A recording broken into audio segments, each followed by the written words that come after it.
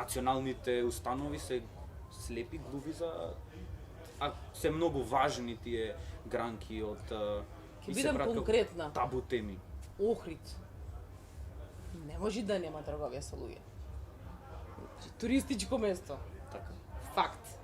Не е некаде таму, овде околу се нас. случи, да. До нас, на соседната Предност. маса. Предност, да, буквално така. Ни треба едукација. Ни треба едукација и то здрава за секое дете, за различни возрасти, различни начин на презентација, меѓутоа мора да се децата информирани со што може да се сретнат, односно да се превенираат самите себе си со подкрепени или поддржани со тоа што ќе се со поголема самодоверба и ќе знаат да одлучат и да одберат што е опасно, а што не законно. Тие се важни работи, како што спомнавме, со анимирањето на млади деца и со трговија со млади луѓе, да влезат во образовниот систем.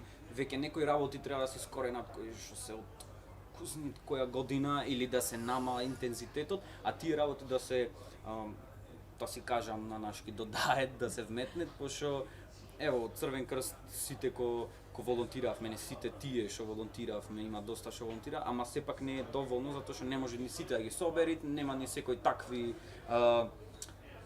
не знам, желби. Сето тоа кошта. Да, и кошта.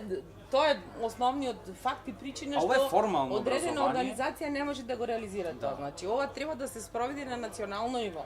Да стигне секоја информација да стигне до секој дете, до секој млад човек, како да се заштити себе. Сега се отвараат граници, сите боже мој заминуваат Германија, нели? Да. И тоа ќе биде страшно. И за огромни се бројките на трговија.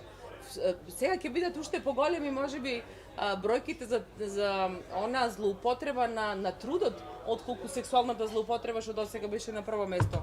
Да. И кај жените. Мислам дека за многу кратко време ќе се сменат бројките.